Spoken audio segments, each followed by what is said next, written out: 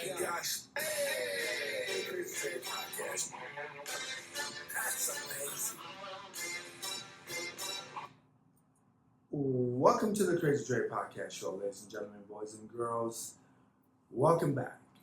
This is the Crazy Trade Podcast Show. Crazy Crockett, aka Andre's podcast. Folks, we got the Griff back. It's in the N.B.A. season. We are a week behind of it, but we're not going to talk about the N.B.A. We're going to talk about Griff's magical top 10, top 5, not Micheal Jordan. This is just wild. Welcome back to the show, Griff. Hey, thanks for having me back, Dre. Griff, do you know what you're talking about? We got to get into this because I don't like Micheal Jordan. I think he's a jerk. I think it's kind of he's a jerk. He's just a big boy jerk, a bully. I guess you could call him a bully now in today's era. Back then, probably not. But let's just get this ball rolling. Let's explain, okay, based on your theory, what are the steps? What is the fine line of what's great and what's not? And then we'll go from each player. Sure. Well, and obviously, being the greatest of all time has a lot to do with your statistics, what you do in the league, and all that. And I absolutely agree with pretty much everyone out there that Jordan is the greatest of all time at marketing and getting his name out there. We've just never seen another athlete like that just completely took over the whole world, and all the advertisement deals that he got and everything else. He just he marketed himself better than everyone else, and I think still to this day, Nike's top selling shoe is the Air Jordan, right? So, I mean, definitely the greatest marketer of all time, Mm-hmm. and I would say probably the greatest competitor of all time in basketball. So, with those things combined, it really, really makes him look good, and that's why everybody thinks that Jordan is the greatest of all time at basketball. Okay. But the problem is, he's not. And it's just like you would think about any other player in any other sport. You know, if somebody had a shorter career versus a longer career, maybe they had better stats during the time that they were playing. But, we always use the example of like Tom Brady, the greatest quarterback of all time, right? I think that's fairly universal now. For a while there, we were all trying to decide if he was better than Peyton Manning or if he was better than Dan Marino or Joe Montana. And, everyone kind of said all these things with Marino for a while there, but then, all these guys, Manning, Breeze, Brady, all those guys started passing him up. Passing up Dan Marino and his stats. But then everyone was kind of saying, well, but Joe Montana's got the 4 Super Bowl rings, right? And so that's why Montana's the greatest of all time. Well, so then even after Brady went to his 5th, right? I mean, John Elway went to 5 Super Bowls. He just didn't win them all, right? Yeah. But after a while, he just won so doggone much.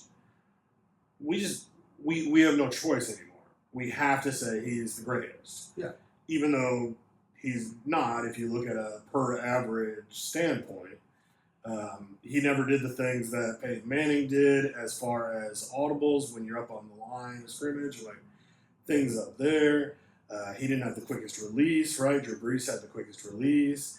There's all these other things that you can look at there. But when you combine everything together in his game in football, it's hard to argue that he's not the greatest of all time just because he was so durable, played for so long, and just kept winning over and over and over again. So I say the same here with Micheal Jordan, is that sure he was good, and he has some great per game averages, but I think that a lot of what Micheal Jordan did in the league is actually kind of circumstantial. Wait a second. What is circumstantial? I mean, he came in the league with a big old fireball of. Obviously, he was the biggest ball hog in the early 80s because his whole team sucked. So he made a lot of points. He scored 60 points here, 40 points there, 50 here. and he had no support staff. But he did put that team on the platform, and even though I know we getting a little ahead of the schedule, even though he got killed by the Celtics because the Celtics were hands down the best team in the early '80s with the Lakers, but he did score 63 points on the Larry Bird, Micheal, Robert Parrish playoff. So I mean, Yes, so he has some great individual game stats, right? yeah, I mean, I totally agree with that. He's got some really great games that he played. mm-hmm. Absolutely, and just so everyone listening can I mean, in no way am I saying that Michael Jordan is not one of the greatest of all time. I mean, he absolutely is. There's no, don't confuse that. I'm just saying that he's not the greatest, and there's probably several guys out there who are actually better. Okay. But he is a product of his time, mm-hmm. and you can talk about all of his greatness in the 80s, 90s. but so I think we're gonna. I think what we'll do is leave LeBron James comparison to Michael Jordan and Kobe out of it. So let's start with the players before LeBron James and Kobe. Compare Michael Jordan to whoever. yeah, well, and so that way, so just right there, in the 80s, right? Yeah, so that way we can build into.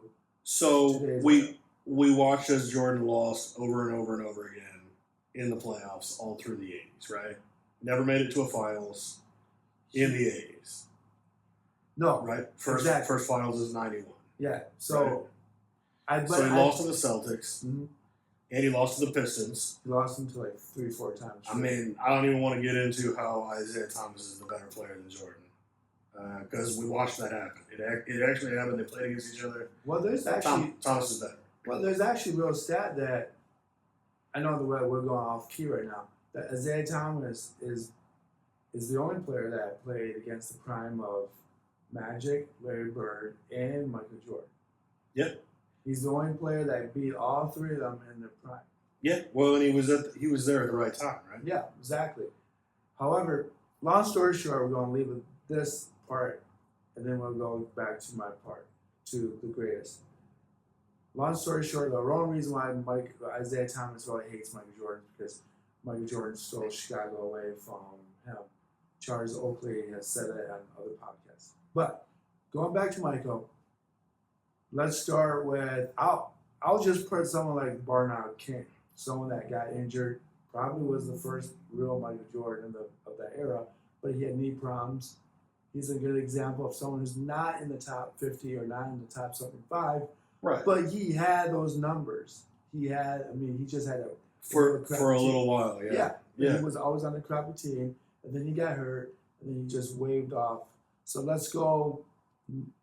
Do you want to start with Isaiah Thomas and Mike, or who do you want to go with first? Well, I mean, I don't have to go too deep into all the stats on everything, but I mean, we saw the head-to-head matchups, and then whose team ended up winning, right? I mean, the Pistons won. Yeah. 3 in a row, mm-hmm. right, against Jordan. Yeah. Easy. I mean, Scottie Pippen came in '87, so mm-hmm. that whole time it was Pippen and Jordan mm-hmm. together, mm-hmm. and they couldn't get past the Pistons. No. So I'm not really seeing anything there. Prior to that, you were talking about Larry Bird and Robert Parrish and how they were able to beat Jordan. Yeah. But you're talking about a center and a power forward. Well, Larry Jordan, Bird, Jordan's a shooting guard. Yeah. That's a 2 guard. Like he's not playing against them. No. Right? But I think if you compare players, you have to almost compare the best player on that team. But Larry Bird could actually be played as a guard or like a shooting guard in that era, in today's era as well. In today's era, the game would have been too fast for him, some people say. But I think he would adjust to just fine, Larry Bird. But if you really think about Larry Bird, he was playing like a shooting guard by a power forward. If you watch those stats of him juking players, moving into the hole, making little loop shots like Michael, or like Dr. J. I mean, there's definitely a lot of guys like that. Like a Kevin Durant is kind of what you're thinking, like for a more modern day. Like, I mean, a guy that can shoot threes, a guy that can shoot from anywhere on the field, the best offensive player out there. Yeah. I mean, that's like a Kevin Durant, but he's power forward center still, right? I mean, Yeah. you wouldn't consider him a shooting guard on anyone's team. No, but Like a Dirk Nowitzki. Dirk Nowitzki played small forward. yeah. But Dirk, I mean, that's bigger. That's still the small forward spot, right? That's not a shooting guard. Yeah. Even though, incredible offense. Mm-hmm. But yeah, so what I'm looking at though is when you look at all these guys, and Magic and Larry, they were both 6'9". Or they are 6'9". Yeah. Sorry, guys. Well, they might. But yeah, I mean, Jordan didn't play against those guys, right? No, he's just in that era when they were peaking and Jordan was going uphill. Yeah, so he was playing against these other guys, but he was not playing against them. They weren't the matchups in the game, right? No. So when you look at that and you look at what he did, and I mean, of course, that's just kind of late into the playoffs. You can look all the way through the regular season. In the 80s, he did lose, but everyone always says he's the greatest because of the championships, right? Yeah. So you look at the 3 championships that they had in the early 90s, or you look at the 3 in the later, and can you name me the best shooting guards in the 90s? I've actually got a list pulled up here. Wow, please do.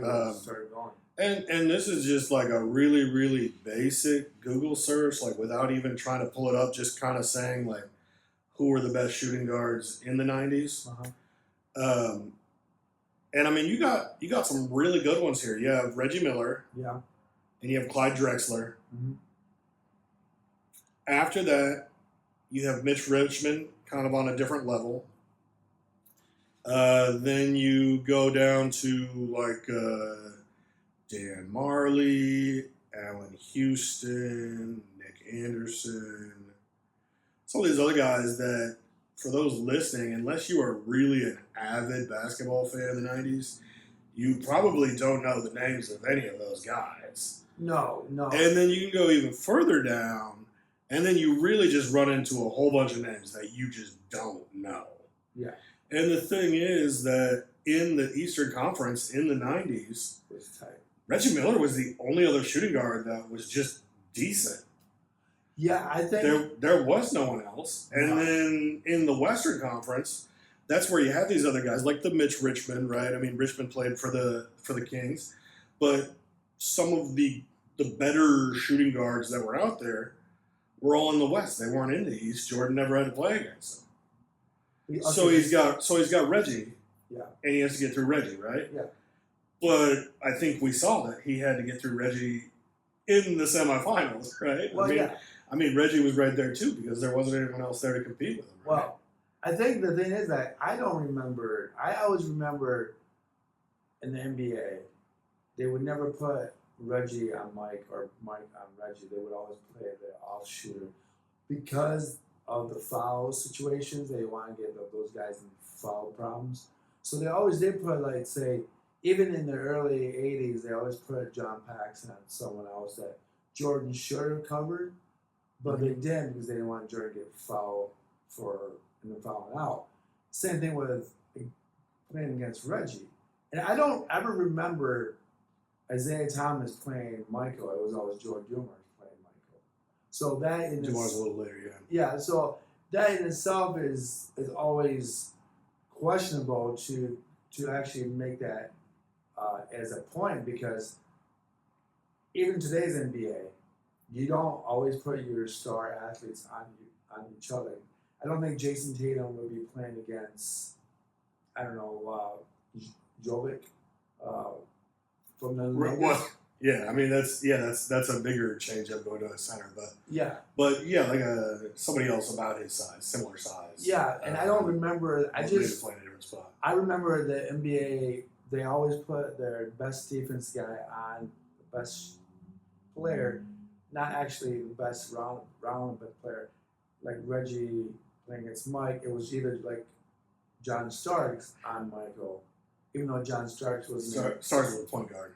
Point guard, but he's actually plays defense on Mike. I remember that a lot, and it's because I don't know who I don't remember who was their other shooting guard on that team.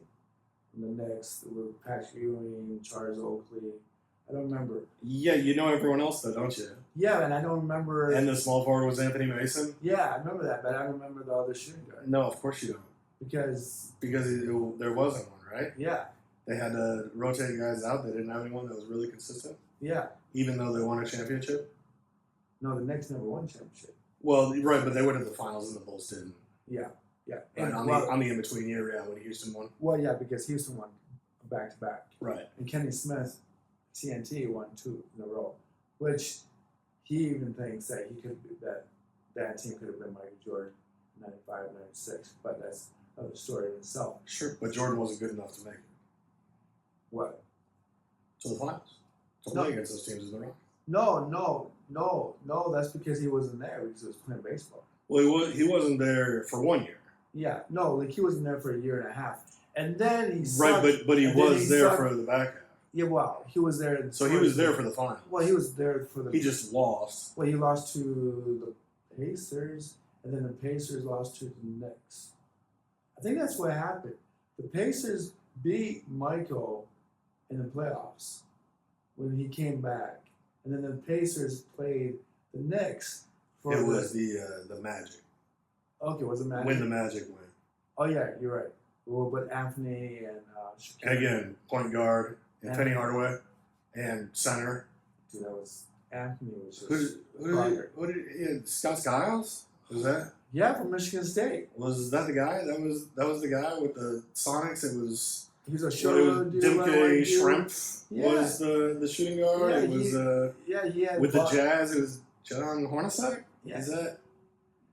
No, like Hornacek was still with the Jazz. Right, that's what I mean though. Yeah, in '98 with the Jazz. But yeah, when I'm looking at all these finals games, it was with the Jazz. Yeah, it was Hornacek, but with the Sonics, it was N.B.A. Shrimp. Well, it did not. Was the shooting guard? Sonics was Gary.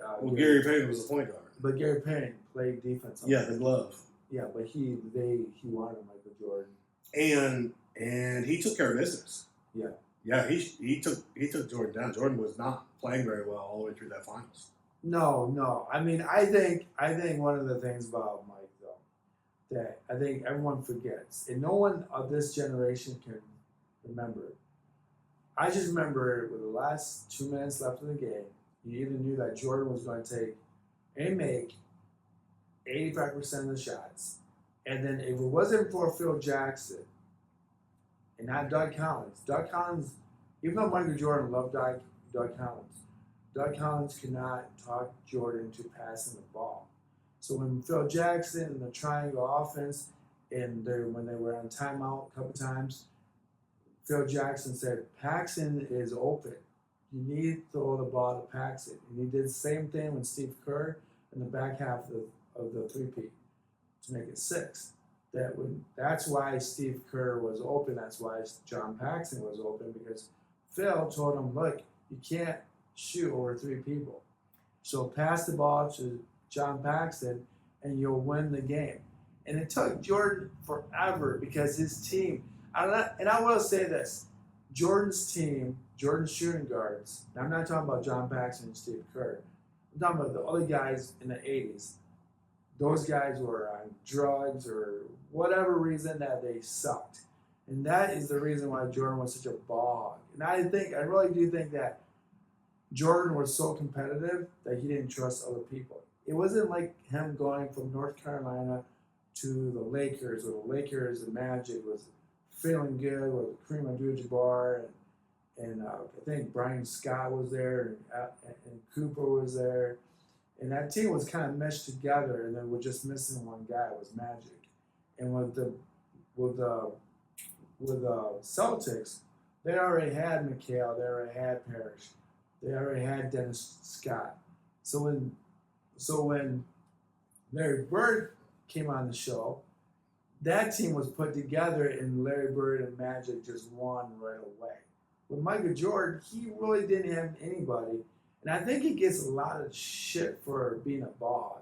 And I tell you too, I will say this again, I don't like Michael Jordan, but I will stick up for him in this kind of argument that he is probably, to me, the greatest basketball player, competitor. I will put that competitor in there now because that Yeah, makes more yeah, sense. yeah. I totally agree that greatest competitor for sure. But I do think that Jordan, like what I said before, if Jordan had 1.5 minutes, 2 minutes left in the game, he would take 85% of the shots, and those shots would go in. And I don't ever remember after he won the first championship that those shots never went in. I think during the Detroit Piston era, the Boston Celtics era, even playing the Lakers when Magic was still young, he did miss shots.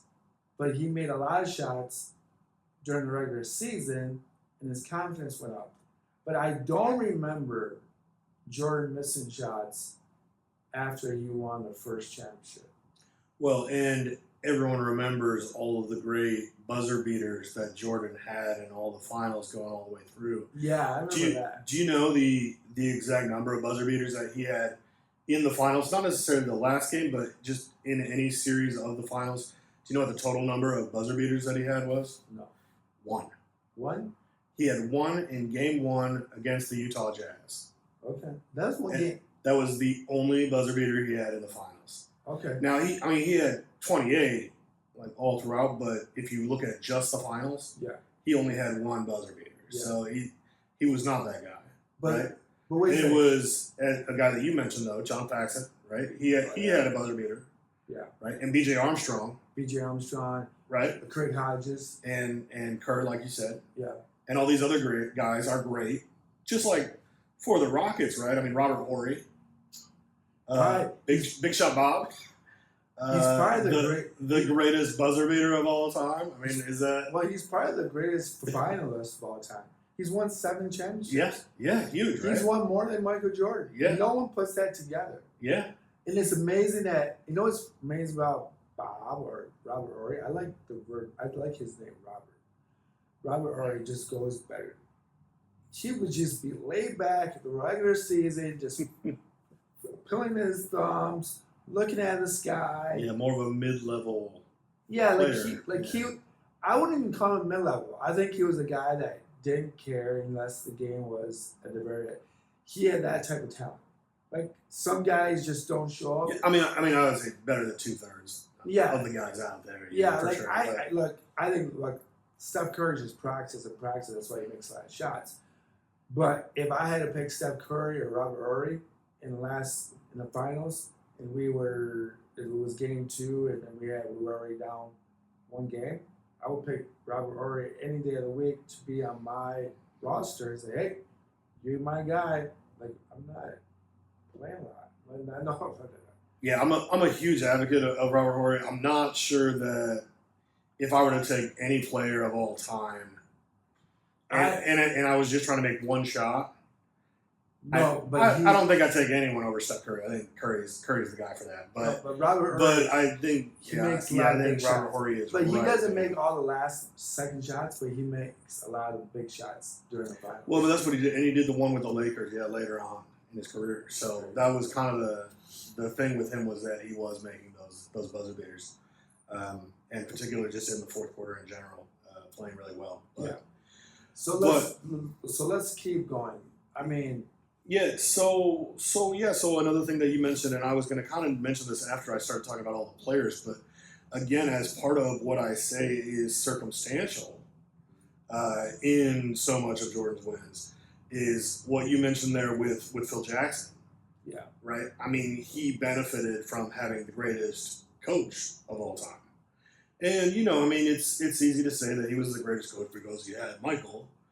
But, I mean, he's got a ton of championships, but he also went on with the Lakers. And I know you say, again, with Kobe and Shaq together, and that is one of the greatest duos of all time, for sure. But, I mean, the reason why those guys all played as well as they did is because of Phil Jackson and the way that he lined up the offense.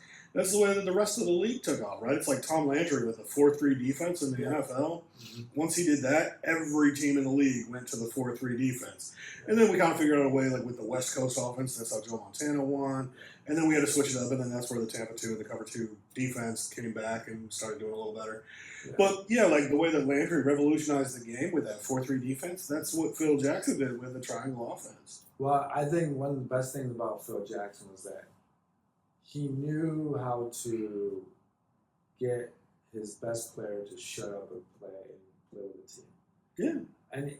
And it's proven not just with Kobe and Shaquille O'Neal, two opposites. One guy likes to go play junky food and play around with anything that's not basketball. And the other guy's in the gym 8 hours out of 12, and he's still got a 3.5 game to go play within 2.5 minutes to go to start that game.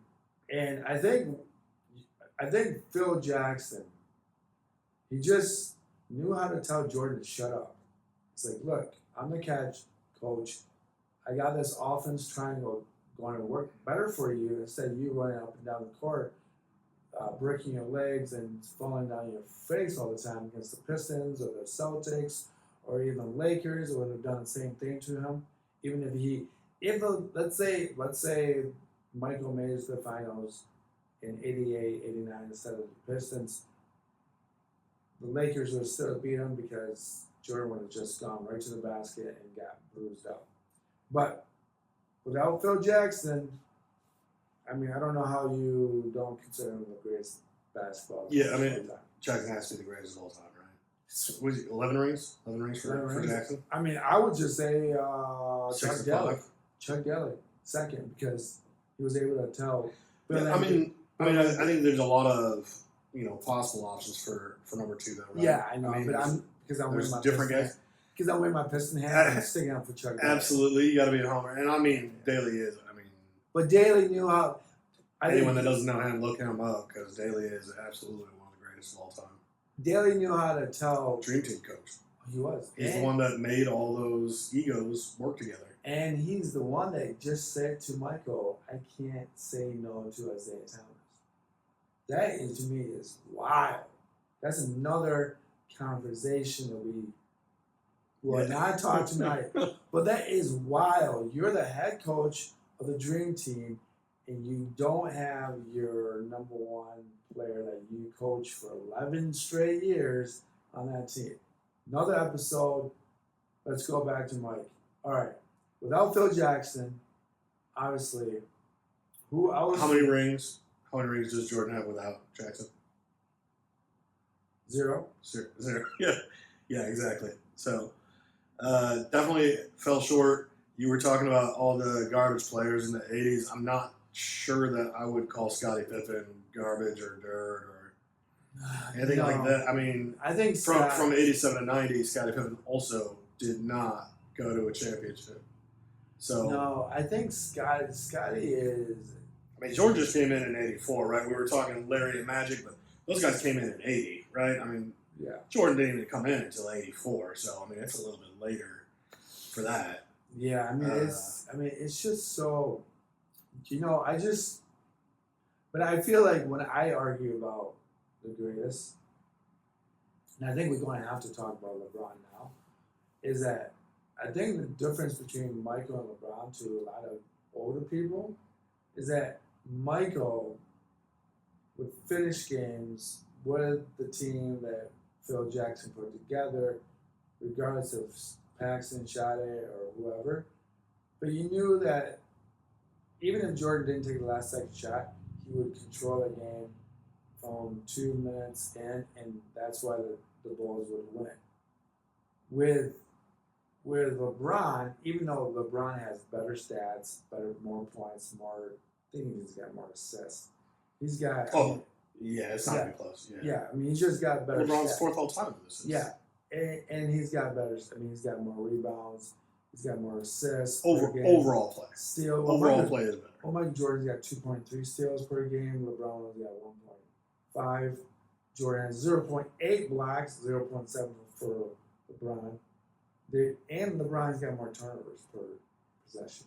But But I think the reason why people my age or people your age, well, not in that case for you, but if you just watch the way the game ended, anytime the Bulls were in that situation, 97% of the time they would win. Yeah, because everyone remembers Jordan making the clutch shot at the end of the game. Yeah, or like say it was, And that's not what happened. He got scared and he gave it to someone else. well, I think you're talking about the finals and the playoffs, but in the regular Well, in season, the moments that it really mattered. well, in the regular season, it was always Jordan taking those last second shots, and then the other team had only 2.3 seconds left to go back and shoot it, and then they'd miss that shot. A lot of times people don't remember, like, the clock wouldn't go completely zero after Jordan made that shot. The clock would be at 0.8 or 1.2. The other team had a chance to shoot it, and then they would miss that shot. So it wasn't necessarily that Jordan took the last shot. Jordan just had the last possession of most of those games in the regular season and even in some of the playoff games. But yeah, you're right. John Paxson, Steve Kerr had those last second shots, and then they won the championship. Or they won that the finals playoff game. But that's what makes, I think that's the biggest argument about Michael and LeBron, for me, is that you knew that the game was going to be won by Jordan's team because Jordan would put them in that situation that they would not lose. With LeBron James, he can score points left and right, he can steal, he can rebound, he can do all this stuff. But you know what? With 2.5 minutes left in the game, you really didn't know if the Lakers were going to win. And half the time they didn't. Or Cleveland. And I'm not going to pick on LeBron James in his early years in Cleveland because his team kind of sucked. He would pull that team together. So, just raw talent. But I would even consider Kobe better than LeBron when it came down to those type of games. Yeah, well, and again, we're talking about greatest competitor of all time, right? And that's where I'm giving credit to Jordan. Yeah. I do have him number one. I've got Kobe number two. Okay. For greatest competitor of all time, that Mamba mentality. Yeah. And I think that there's a great debate for that. If you want to look at just that competitive spirit to see who's number one and who's number two between those guys. I know Kobe always said, who's the better basketball player. Kobe always said, well, there is no Kobe Bryant without Michael Jordan. Like I learned all the stuff I learned from him. Yeah. So he always gave Michael credit, but as far as just being a competitor, you look at some of those All-Star games that Kobe was in. Jordan was always good, and he played great in All-Star games. And all those guys have all the All-Star games, but Kobe came to play on All-Star Day. He wasn't holding back for injuries or anything like that. No. Kobe came to play. No. So he's definitely right there with the greatest competitors. I will go into that a little bit here, though, with like what you're talking about with the regular season.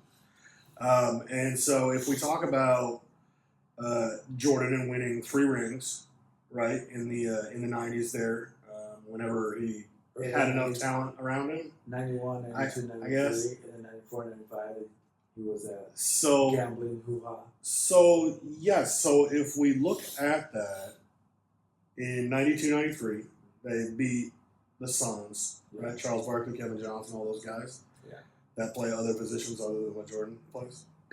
Kevin Johnson. But Dan Marley is the Dan Marley. Dan Marley's the guy.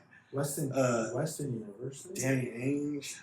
Those are the guys we're going for. It was so weird watching Danny Ainge on that team. Well, and so if you look at that team though, that 92-93 season, they were 57-25.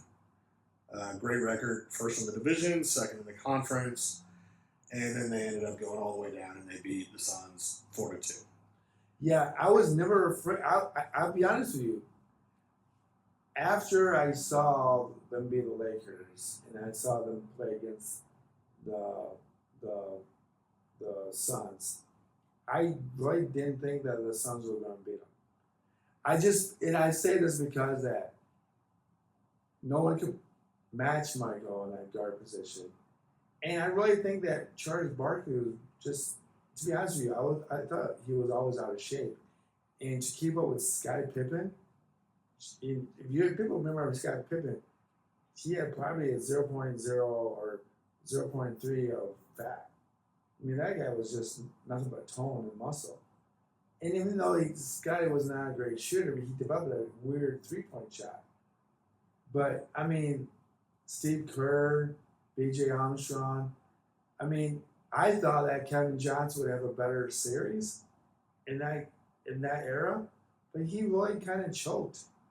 And I think Danny Ainge was a little bit too old, and Dan Marley, God bless his soul. I mean, he's still alive, but from Western Michigan, I think he went to Central or Western. I forget what school he went to in Michigan. But I just never thought that he could keep up with Mike.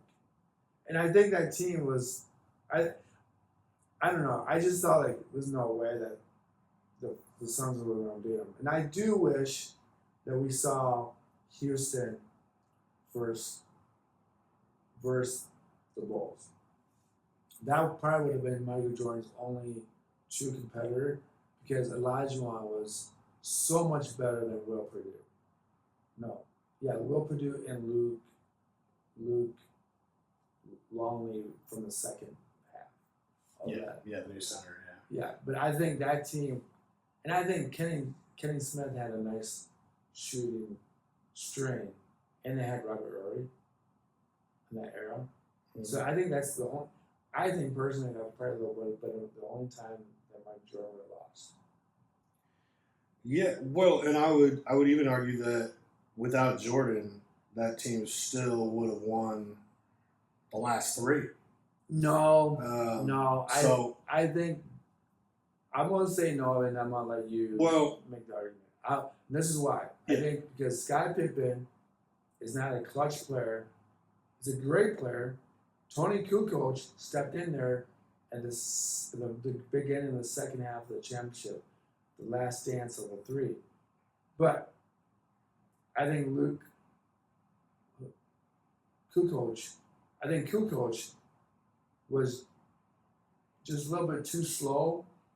And I don't think Scottie Pippen and him would have meshed together at all without Michael. I think Michael Jordan was just, and that's something that Michael doesn't get a lot of credit. Even though Michael Jordan is an asshole at practice and everything, he knew how to tell his players to chill out during the games and focus. And that's something that Michael, and I totally forgot about this. And that's what Michael Jordan was really good at. Is on the court. He was a great coach on the court. He really was. You tell me why do you think that they would have won without Mike? Yeah, well, because we saw them play without Mike, right? And so what I had just mentioned was the 92 to 93 season, and they were 57 and 25. Yeah. The next year, they were the 93-94 season. Mm-hmm. The Bulls were 55 and 27 without him. Mm-hmm. So the team already did the same thing without him as what they did with him. Okay. So they finished 2 games lower. Mm-hmm. The team still went to the playoffs. Mm-hmm. And in that season, they also went up to the conference semifinals and lost to the Knicks. Was it the Knicks? Yeah, because then the next year, they lost. Jordan came back and they lost to the Magic. Oh, you're right. So they lose to the Knicks in the playoffs, and this is 55-27. That is 2 games short of what they did with Jordan the year prior. And then the following year, without Jordan, and then coming back later in the year, and they did win several games with him at the end of the year. Mm-hmm. In that season, they finished the regular season 47 and 35. Oh, yeah.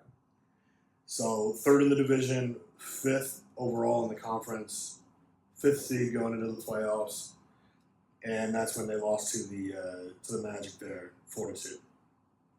Yeah, I think the only argument I would give you, Mike, is he was out of shape. But I really think that. You can say that he's out of shape, but my main point is that they were still is winning that games. forget about Jordan. They were still winning This games. team's still semifinals, right? Conference semifinals. Yeah, Both years. yeah. I just think that. And then in addition, right? So you're saying Tony Kukoc isn't going to hold up to the spot that Jordan, right? I mean, I think we can all agree with that, right? Tony Kukoc is not the same player. Yeah. We saw that even going back to the Olympic Games, right? When him and Scotty totally destroyed Tony Kukoc. But you look at the rest of that team, though.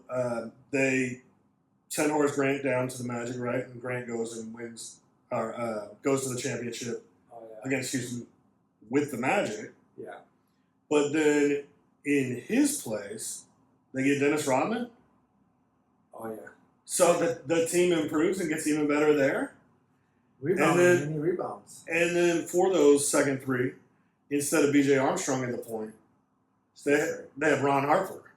Oh yeah, because Ron Harper was there for the defense. The phenomenal defender. Yeah, he was not there for the points. No. Defense for sure. Yeah. But I remember. But overall better player? No. It's Ron Harper. For Ron Harper, better career, yeah. Absolutely, no question. Than B.J. Armstrong. Yeah, I think. Well, so you're better at the point. You're better at the power. I think this. I think Ron Harper, and a lot of people don't realize this, that when Ron Harper came out of the draft, and I don't know what 80s this was, he was supposed to be the next imitation of Michael. And after Michael Jordan got drafted, everyone was being drafted to be imitation of, like Vince Carter was supposed to be the next Mike. Ron Harper was supposed to be the next Mike, but Ron Harper could not shoot, but his defense was there. But I would say that B.J. Armstrong was a better shooter, but they didn't need Michael Jordan. They didn't need B.J. Armstrong for defense. They needed B.J. Armstrong for offense. But I think in the second half of the three-peat, they didn't need another shooting guard because they had Steve Kerr, Kukoc, and Michael. And Scott Pippen scored sometimes too. Yeah, but I would still say that Ron Harper is better offense than B.J. Armstrong is defense. Well, so you're improving the position. Yeah, I guess you're right. Yes, you're swapping out the difference. Yeah, but I think the defense. That's why they got Ron Harper. I just don't. Because his defense was so much better. Yeah. I mean, B.J. Armstrong couldn't cover anybody. I mean, he couldn't cover anybody. But the offense was Jordan, right? Yeah, I mean, it was. And I think Luke Longley does not get the credit that he deserved because that guy was great. Wow. But he was quiet, right? He didn't make a lot of noise. He's an Australian, came from outside the country. Yeah, exactly. So who do you think better, Bill Cartwright or Luke? At that point in Cartwright's career, Luke Longley. Yeah. But yeah, I mean Cartwright maybe earlier on, but not at that point. So the whole team is better for those last three. Mm-hmm. If you take the first three and the last three and you take Jordan out of any of them, just say no Jordan at all, that team in the last three is way better. And you can tell the difference because I'm telling you about the 55 and the 47 wins, or the 55 and 57 wins. But we're talking 72 wins with the 98 Bulls, right? I mean, it's not close, right? They're winning 15, 20 more games a season. Yeah. In that back half. I'm saying, I mean, they're still winning that. Yeah. They're still winning those. They're still beating the Sonics, right? I mean, Sean Kemp's not getting the job done. That's not. Yeah. Ron Harper's now playing defense on Gary Payton. No.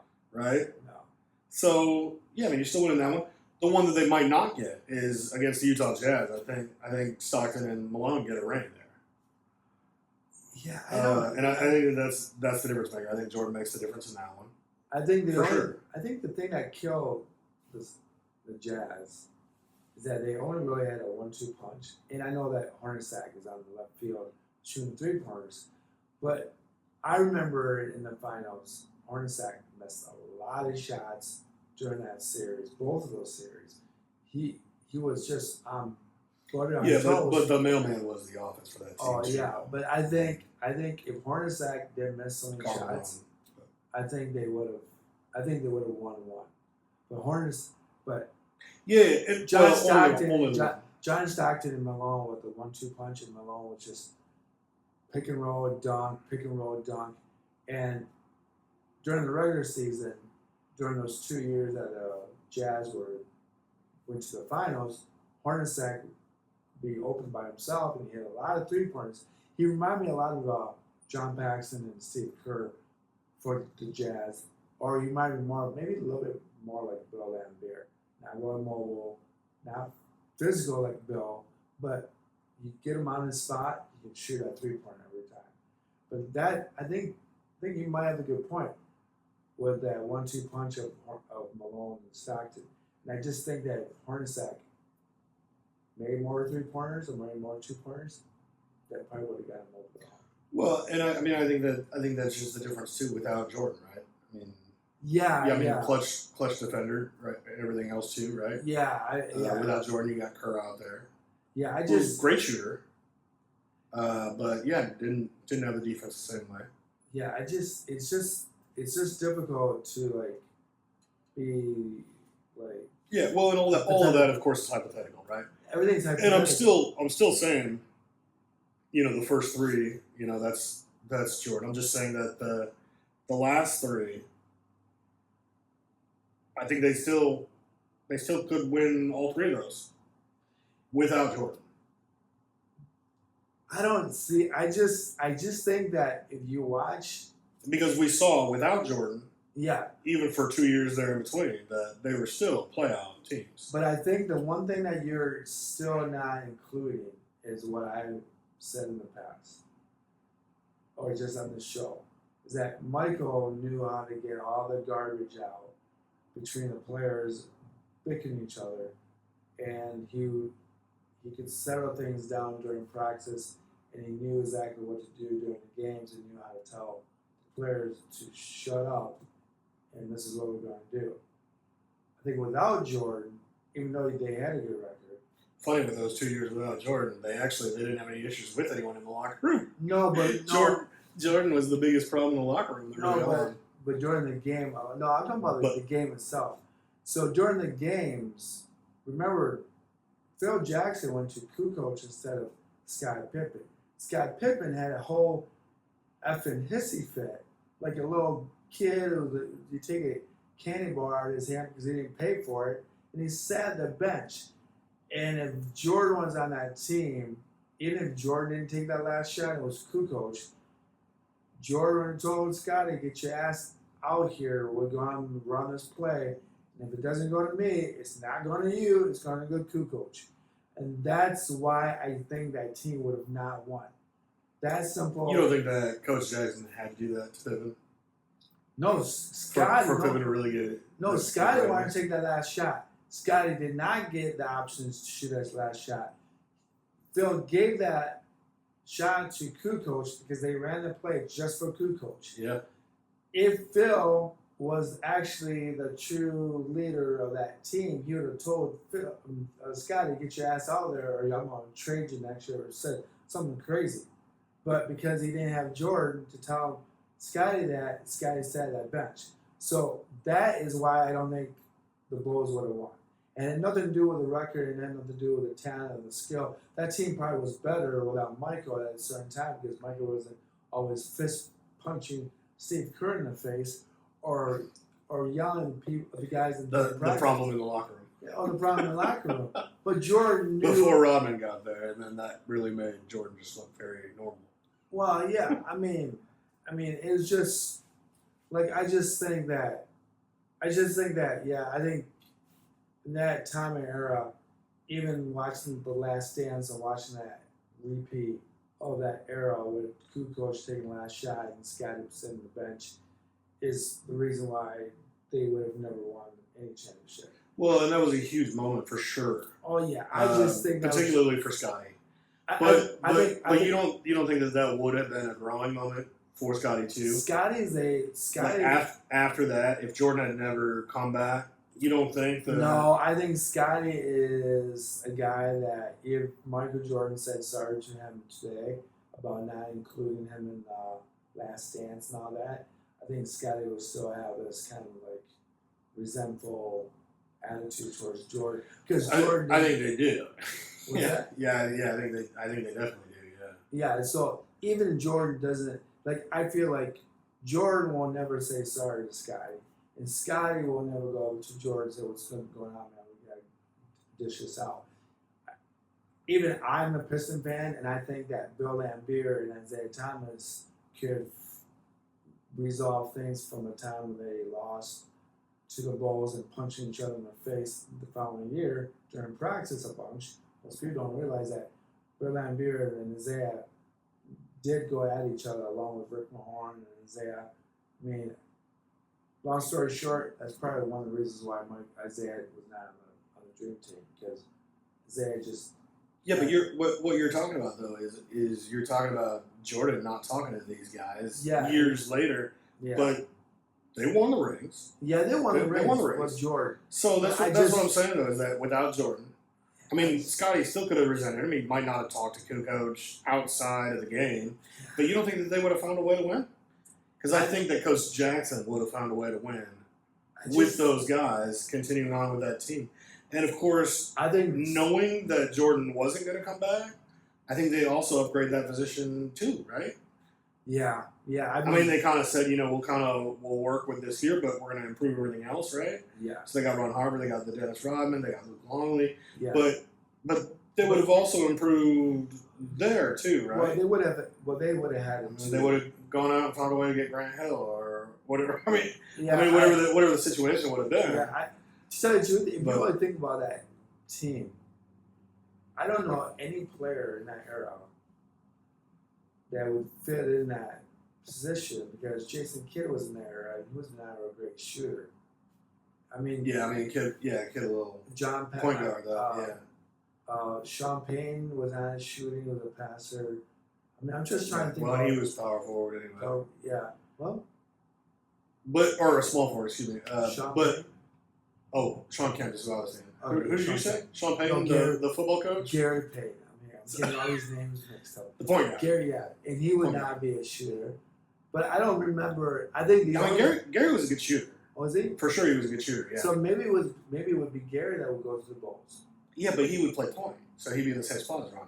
Oh, yeah, that's true. Yeah. But exactly what you're struggling with right now, where there was no one else to take that spot the only person I can think is of because there wasn't anyone else to take that spot. I think the only person I can think of Reggie Miller. Yeah. And I think Reggie Miller would have said yes. I mean, you put Reggie Miller into that same spot that Jordan was in. They would have won. Tell me that they don't still win all of those rings. I mean, I don't think all three of them. I think they would have won. Yeah, any of them. I think they would have won. I think they would have won. I think they win every one of them going back to the first one for Jordan. I think they win all of them. I think they would have won against the Suns. They would have lost to the Jazz the first time. And then if they played the Jazz the second time, they would have won that. Yeah, I think the Jazz is the only one here that we're really questioning whether or not the Bulls will still continue to win, right? I mean, Hornets. But yeah, let's not get too caught up into that conversation. But all of those things though lead toward where everyone says where LeBron might be the better player, right? I think the stats wise, I won't ever argue with the stats. Well, and the stats, yes, he's played longer. Jordan had 1 year that his knee broke. LeBron never had a knee break. LeBron, to me, LeBron's had a few injuries that have taken him out for several weeks of the season at different times. Yeah. Yeah, but I don't. But I mean, when I say a whole year, I mean it's a whole year. Mike Jordan's leg was broke. Right. Boom, gone. I mean, he's basically got the same thing. Hutchinson's got the same thing as Mike. Well, like Brady, right? Brady had that 1 year that he was out. Yeah. And I just think that LeBron to me is a different position than Michael Jordan. More power forward. He got bigger than Jordan. He got huge. I remember LeBron was maybe the size of comparison to Reggie Miller. A little bit bigger than Reggie Miller ever was. But he was comparable to Reggie Miller's size. Oh, yeah, he's way bigger than Skinny. No, but I'm talking about in the beginning. When he was 18. 18, he was probably almost as skinny as Reggie Miller, a little more muscle mass. But then he got huge just But you're talking about an 18-year-old versus a 25-year-old Reggie Miller, though. That's I mean that's just body's just not there yet. Yeah, but I'm talking about when LeBron got big. LeBron looked like he looked like a line. He looked like a tight end playing basketball, and that size, you're not going out rebound him. You're not going out run him. He may not be the fastest guy.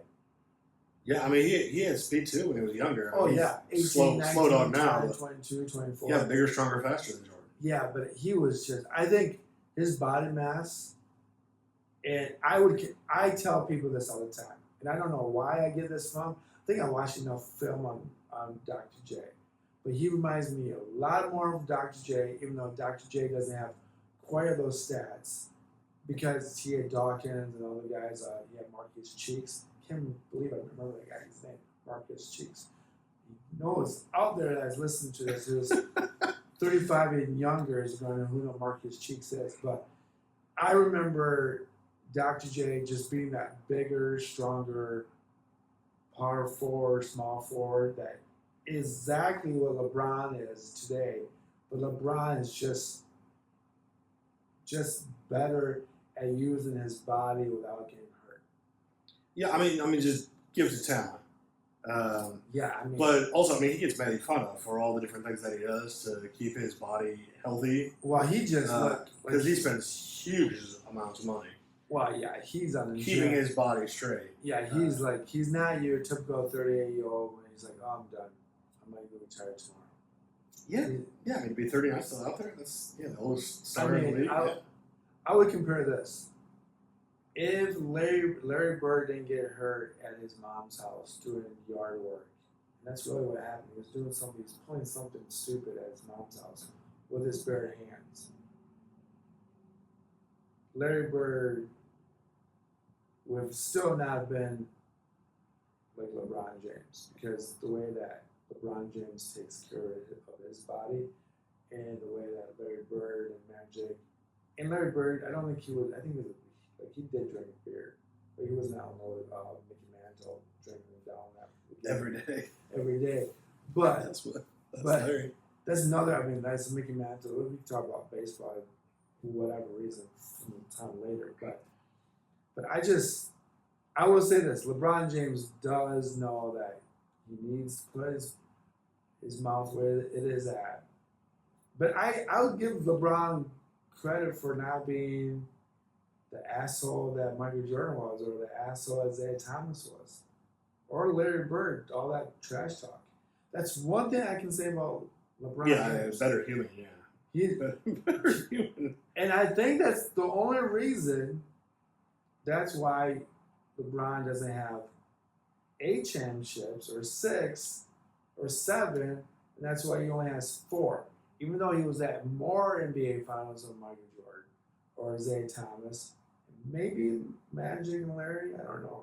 I don't know if Larry and Magic were many championships. No. The one person is probably Bill Russell. Bill Russell has 11 rings. Yeah. But I think that's the only reason why LeBron doesn't have 7 or 8 championships. Because he was not that a-hole at practice and during the games to his teammates and say, what if after winning this game, or else I'm going to sock the crap out of you after the game.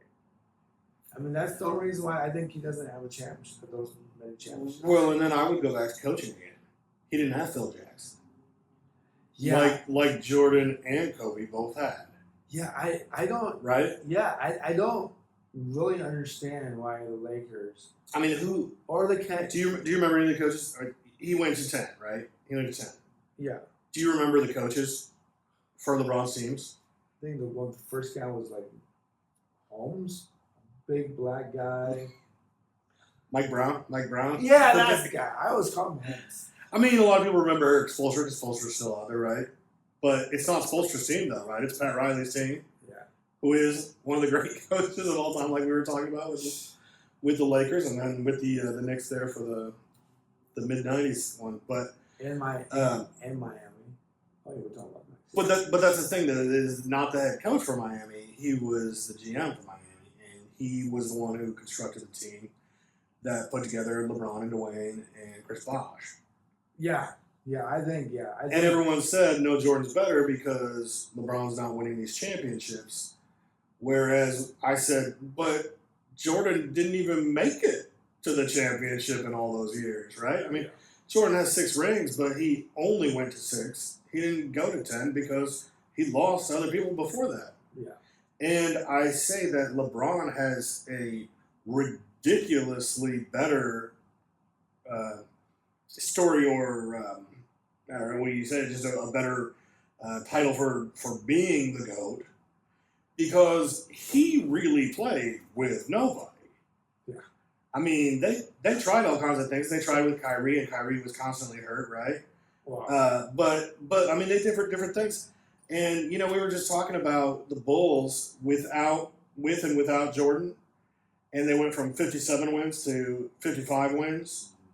Well, in 2009-2010 season, LeBron and the Cleveland Cavaliers were 61 and 21. Oh yeah. Better than Jordan's teams in the early 90s, right? Yeah. He was just And then the next year, and I mean, you would assume that they would still be a playoff team here, right? Yeah. 19 and 63 without LeBron. 19 and 63. That is even greater, right? I mean, they had 61 wins with him, but they had 63 losses without him. So 180, folks. That's ridiculous. That's crazy. Yeah, that's sick. Winning 75% and then That's sick. winning less than 25%. Yeah, that's sick. That's crazy, and that's not what happened to the Bulls. No. When Jordan was gone. But here's the argument that people tell you. During that era of Michael, and Isaiah Thomas would say this, they changed the game for Mike. So before Michael Jordan became the greatest basketball player of all time, you could slam people to the ground. Before he became top 15, 20. Sorry. Go ahead. But okay. But let's be real. I mean, at that time. During right? that time, right? He was behind Kareem. During that time, that team. He was behind Magic and Bird. Yeah, but the physical nature of that game was like, if you come to the hole, we're gonna hit you. If you can't hit a shot, too bad, so sad. The outside, we're still gonna hit you from the outside. I think the other argument, which I'm glad that you reminded me, is that during the Michael Jordan last three-peat, and then the shift changed to the MJ rule, where you touch someone, it's a foul. And I think Kobe kind of had that way, where if you touched him, it was a foul, and it wasn't a foul. And then when LeBron became in the league, they anointed him like a WWE main event, SummerSlam, King James, before he even played a game. And I don't think anyone was calling him King James before he played. No, yeah. I mean, they were saying he was going to be the next Jordan Kobe. No, I had a big old, huge poster that my job gave me because I thought I liked basketball. I thought, oh, you do like LeBron James. Like, who is LeBron James? And I do not care. He was sitting in a king chair with a lion sitting there. I don't know if it's fake or not, but it looked real. And him sitting there with his legs crossed over, looking at the camera. And they called him King James already. And I remember that to the day, and people were just livid. Like, how can you call this kid the king when he has not played a game yet? Like, comparably, he is probably comparable to Moses Malone. When Moses Malone came out of high school and played in the N.B.A. And Moses Malone looked like a grown man at 18 years old. But LeBron James didn't look like a grown man yet. He just looks like a real great athlete. But that's part of the reason why people didn't like LeBron James. And I think, I will say this, I mean, let's be real. LeBron flops a lot. They cut that flopping thing out last 2 years ago. I mean, there's a lot of things that are very suspicious of the way James played. A lot of Well, times, you take advantage of the rules that are Yeah. available to you, right? Yeah, Like but- Brady with all of the different conspiracy theories against him, right? well, yeah, like you The can't, tuck rule is the rule. or like you The can't. Spygate was one guy standing 3 feet too far outside of the zone he's allowed to stand in. Yeah, I mean, you call him cheating, but it's and no one in it for a long. pretty ticky tacky. So And for a long time, they didn't let no one touch Tom Brady. And then people caught on to the idea that the defense was so much faster than the offense, and no one could catch up to Tom Brady.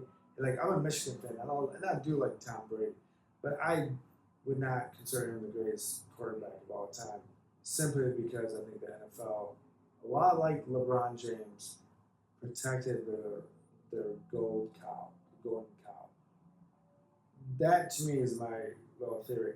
And I do say this same thing about Michael Jordan. Jordan's last championship was basically, I think, was given to him. I think they would have made fouls up during the last game against the Jazz just so that Jordan can go leave. And they really thought that Michael Jordan was never going to come back. And then he ruined it for all of us. Came back and he really did suck. But he had good numbers, but he really did suck. yeah, those Wizards years were not. I don't know why. We're not his best years. Come on, that's just stupid to come back. But that's not an argument. But I Yeah, think but look at though, and yes, he had time off in between, but you look at those seasons with the Wizards though. I mean, LeBron's still top 25 player in the league. Like, it's not like he's like Juwan Howard or Vince Carter. Like, these guys were 40, still playing, but they were the 9th, 10th, 11th guy on the bench. yeah, You know, LeBron's 39. He is starting, and he's not just starting. he's just. He's at the elite level.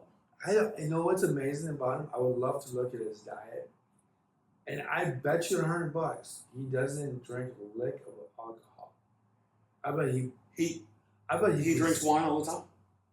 No, I think wine's a little different. He has a vineyard. He has a vineyard in California. Yeah, but I think And, wine's a little different. But I think we saw him when he was hurt once. He was sitting behind the team drinking okay. his wine while Okay. he was there. Yeah. Of all things that he was drinking.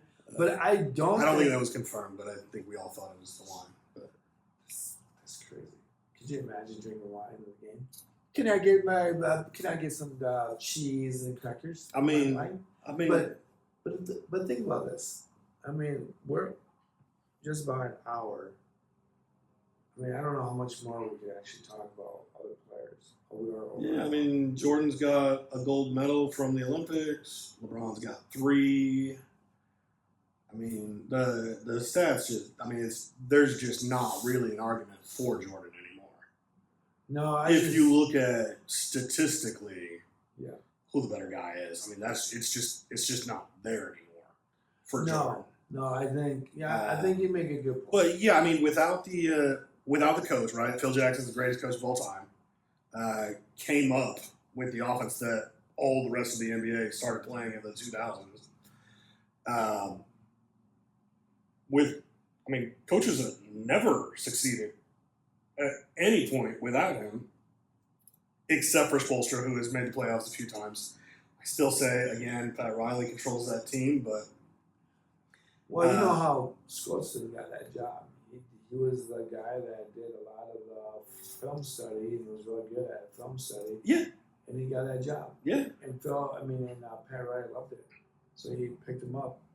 But Lou, I mean, these guys did not win outside of. He didn't have Doc Rivers, Steve Kerr. I mean, he didn't have any of these other coaches that have been very successful. I mean, he always had to take the team and put them on his back. I mean, he's this close to having another ring, except for that last 2 seconds of the game when. Who was it, George?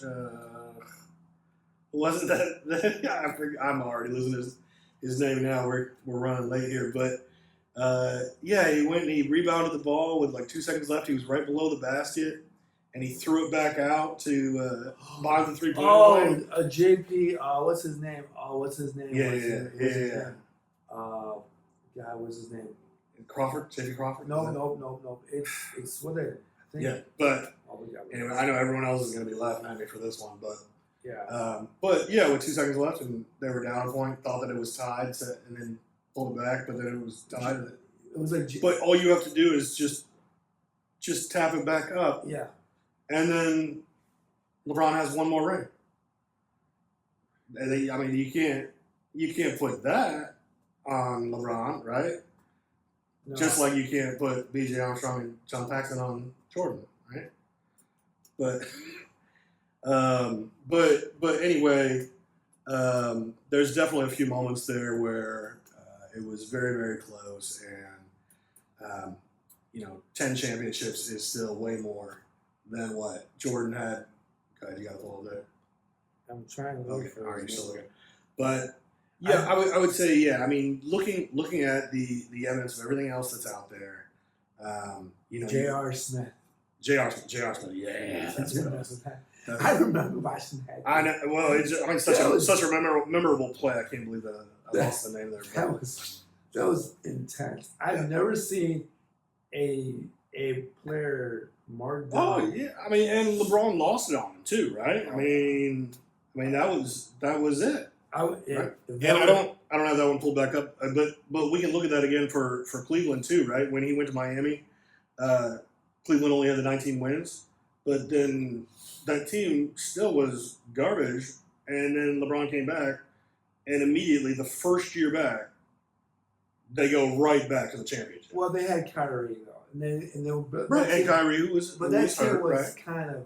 The team was. I mean, we're talking about J.R. Smith, right? Like that's kind of the next best that you have there. If LeBron was Michael Jordan, I guaranteed you Michael would have punched him in the face. I'm just saying that if it was Michael Jordan on those teams, I'm not sure that it would have been the same. I would.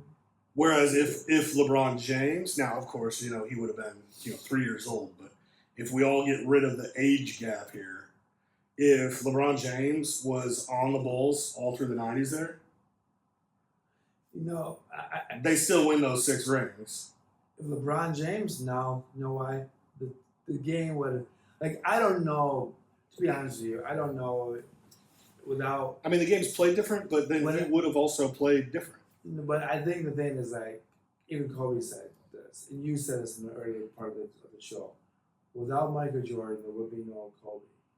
Without Kobe, there would be no LeBron. Without Michael Jordan, there would be no LeBron either. So I don't know if. Well, and that's always something that you're going to have every generation, right? Yeah, but so I mean, if we're just being totally realistic here, no player from the '90s could compete with the players that we have today, just because physical strength, because health of their bodies, because of the way that they take care of themselves, because of the technology, even in weightlifting when they're in the gym. The techniques and the different things that we now can do, those players just wouldn't be able to keep up the same way that the players from the 70s would have never been able to keep up with the players from the 90s. Well, I would say this. I would make that little argument with you. I think it'd be easier for the guys from the 90s to adjust their game to today's era than I think it'd be a lot difficult for the guys from the 2020s and 10s to go back into the 90s. And I think the reason why that would be is because if you're playing more faster, quicker, and you have better fitness regime and all the fitness stuff, you can change the game to that era. But if those guys from LeBron and Steve Kerr and Durant had to go back in time to play that physical, I don't know if that mental physical nature would be totally disagree. Yeah, they are faster today, but they also are stronger. Well, I'm not. And they're not being as physical because they can't. No, I'm not saying not because they physically can't, but because those are just the rules of the game. Yeah, but I just think that the nature of the game of a really elbow in the face without the referee seeing it, today's players would have literally just keep crying. The guys from Reggie Miller, Michael. Well, it's it's different because of the time frame, right? Yeah, But I think if Carmelo went down and hit Isaiah Thomas in the face like he did in the '90s, Isaiah and Malone still had that competitive nature where they respected each other, and Isaiah knew that was an accident, but it wasn't an accident, but he still came out. I think the players today, if that was them coming up against Malone and Malone hit him in the head, they would have cried out all this kind of garbage. You heard me. You weren't supposed to do that. This is not basketball. well, and again, it's just a different time. I mean, Because if they had grown up in that time, then it would have been different too, then, right? yeah, but I think to make this argument, I think it'd be easier for the guys of yesterday to go up to speed than the guys from yesterday. From today to go in the back of the time. I mean, just the era of the time. Yeah, I mean, for me, I see it totally the opposite. Yeah, I do too. Just because there's too much training. Yeah, But there's just, I mean, that's from a purely.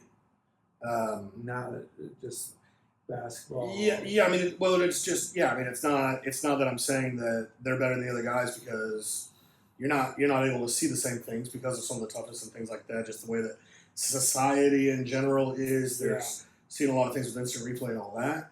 Yeah. I'm just saying that the quality of athlete that today's players are better.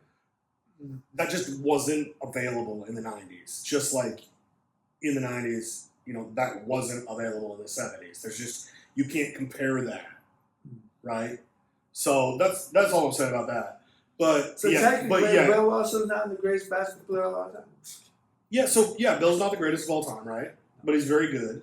Was he? Yeah, I mean, was he the best because there were only a few teams in the league at the time? Was he the best because there wasn't really any competition for the Celtics, and because of everything else that the Celtics did, that's what made Bill so great. He was one of the great defenders. He wasn't one of the great scorers. But Kareem Abdul-Jabbar is the greatest scorer of all time, which I think now we also have to say LeBron, right? But I think that the actual answer is Steph Curry because we've never seen anyone who's able to get a shot off as quickly as Steph has. I don't think anyone from the 90s, including Gary Payton, known as the Glove, I don't think he would have been able to keep up with Steph Curry. And it's just the physical tools aren't available because he couldn't have trained the same way that happened. But that's why Steph is so great, not because of his great shot, because he makes a tremendous amount of his shots. It's not because he can make the half-court shot. It's because he's able to get around the screen and he is able to release the ball faster than any other defender is able to get back to him. And that's what his greatness is. But all these guys, whenever you look at it all, in the 90s, they always say it's the greatest era for basketball. And you look at all the wonderful players. I mean, you got like the Barkleys and the Magic and the Bird who kind of came from the 80s and into the 90s, or Isaiah. But then you look at the other guys, you got Dikembe Mutombo, Patrick Ewing, Shaquille O'Neal, Hakeem Olajuwon, and then you got like the Gary Payton, John Stockton, all these great players. And I mean, you could just keep naming the guys from the 90s, right? Yeah. But they're point guards, power forwards, they're centers. And you fall short when you try and think about who the shooting guards are, where in today's game, in LeBron's spot, you could name a million other guys. Yeah, you can. And I don't think that it's just a matter of being fresher in your mind. Those players are better. They're better at the position, and LeBron has to play against them every game. Yeah. The West was stronger in the early 2000s, but then the East was stronger after that. I think LeBron went to the championship more often as the team that came from the stronger conference. Whereas with Jordan, all the better teams were opposite, right? I mean, yeah, I think it's funny that you say that because Michael Jordan, when he finally won his championships. And I don't know if it was championship number 3 or 5, but there was a video of him saying like, I missed the greatest era of playing against the best competition. I should have been playing against my championship team. Should have been playing against the Lakers and the Celtics, and he totally disregarded the Pistons. And I'm like, Jordan, you did play against that team. You just didn't have a team, or you just didn't know how to put that team together without Phil Jackson. I mean, Doug Collins was a great coach, but I mean, Yeah, he was. I mean, a good coach, a very good coach, but he but just not a great coach and not an elite coach. no. I mean, I just I think Michael. I think one thing about Michael is this: is like, even though he's a great competitor, Michael Jordan really created the whole crybaby era in the NBA, and he kind of ruined it for a lot of fans. Yeah, well, and I think that it also helped with his marketing, right? Well, it's Just like any news is good news, right? he was for basically. publicity. I would say this: he was basically the Ric Flair of wrestling, where Ric Flair would be big mouthing, hoo ha ha, and then things didn't go his way. He'd be crying to the referee in the ring, and the crowd would go nuts for that and all this stuff. And that's basically all the Jordan haters out there would say the same thing. Jordan, the rules changed, the league got softer, and a lot of people blame Michael for the league being this systematically good, better athletes, but you don't feel the same competitive nature during the regular season and then you do in the playoffs. Well, During it's the regular just season. like what you were talking about with like the toughness of the guys back in the '90s. Yeah, It's that softening that started there yeah. I mean, with Jordan, yeah. and then went on from there. Yeah. But I don't want to take too much more of you guys' time. I appreciate you guys listening. For those who are still sticking around. But another great point I wanted to just bring up very quickly is that, like what we kind of said with the different sizes, LeBron's a much bigger guy, bigger, stronger than Jordan. So he played his whole career at small forward and power forward, but also offensively, he didn't play as a power forward. He played as a point guard, which he didn't actually start doing until he went to Miami. Oh, yeah. So in all of his early years, he was playing point guard or power forward, excuse me, and they were trying to make him play power forward on offense, and that's the job that he was given. But the job that we found out when he was in Miami with Dwayne Wade and with Chris Bosh was Dwayne Wade is the Jordan, and you need to be the Scottie Pippen. You need to be the distributor who gets all the ball, play that great defense that you have, but you're playing a different position. And I think the only other guy that's done that before is Magic Johnson. You're right. And so when we're talking about player positions, Yeah. we're not talking about LeBron and Michael. We're talking about LeBron and Magic. Yeah. Oh. And then LeBron was just better than Magic. Magic's as good as it gets, right? Yeah. But LeBron was able to be better than Magic at the position, but he was so much better than everyone else that now he's also taken over as the greatest ever, regardless of position. He's the best. And the statistics are just completely out of control, way out there. I don't know. You look at all the assists that Jordan had, and Jordan is 85th on the list all time in assists, and LeBron's 4th. I think he's almost 3rd. I think he's catching up. I think he might be able to pass that this season, actually. But anyway, yeah, he's one of the top 10 rebounders of all time. He's also, points, obviously, he's the guy. But yeah, when you put this all together, and yes, Jordan had a little more steals, but also played at the smaller position, right? Yeah. And so the guards usually do that, where the forwards don't usually have that the same. So that makes sense. But you put everything together, and the statistics will tell you for sure that LeBron is the greatest of all time. But if you look at it and you look at all of the consequential information that Jordan played with the greatest coach of all time. We saw the rest of his team was better than the rest of LeBron's teams, which absolutely I love that big three in Miami, but they also just had the big three. They didn't have a very good. I mean, Mario Chalmers, I think, was a point guard at the time It was great. in Miami, and yeah, Chalmers was great at Kansas, rock chalk. But come on now, I mean, yeah. they did not have the same thing. They just had those three, No. whereas the Bulls had a full lineup the whole way.